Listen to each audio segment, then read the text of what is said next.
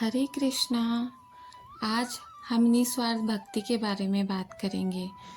हम जीवन में जब भी किसी अपने से मिलते हैं तो क्या हमारे मन में कोई शर्त होती है? जैसे जब एक छोटा बच्चा दौड़कर अपनी माँ के पास जाता है तो क्या वह सोचता है कि माँ उसे पैसे देगी तभी वो उसके पास जाएगा, तभी माँ के गले लगेगा? नहीं सोचता। जब हम अपने पिता के पास बैठते हैं, अपने भाई या बहन से मिलते हैं, तो हमारा मन सिर्फ उनके होने की खुशी मनाता है।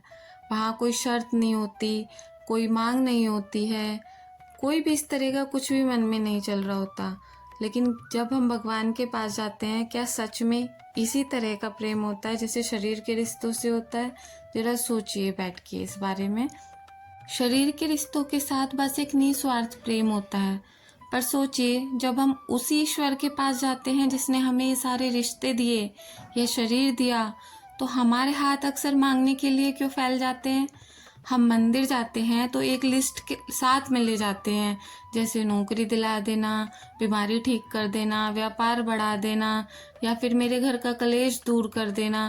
क्या हमारी भक्ति सिर्फ एक शर्त है, एक सौदा है? सच्ची भक्ति तो वो है जहाँ भक्त और भगवान के बीच कोई तीसरा यानी लालच, इच्छा, कोई मांग ना हो।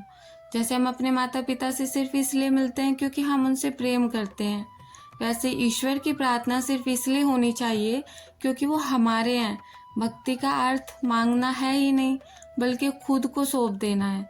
जिस दिन आप भगवान के सामने बिना किसी अर्जी के खड़े होंगे और सिर्फ इतना कहेंगे, हे प्रभु, आज मैं कुछ मांगने नहीं, बस आपसे मिलने आई हूँ, यकीन मानिए उस दिन आपको वो सुकून मिलेगा जो दुनिया की कोई भी वस्तु नहीं दे सकती। क्योंकि जहाँ स्वार्थ खत्म होता है वहीं से भक्ति शुरू होती है, परमात्मा से मिलना शुरू होता है। अगर आप मेरी बात से सहमत हैं तो कमेंट जरूर करें। अगर आप हमारे साथ जुड़ना चाहते हैं तो हमारे साथ जुड़ने के लिए हमारे चैनल को सब्सक्राइब करें और वीडियो को लाइक करें। राधे राधे।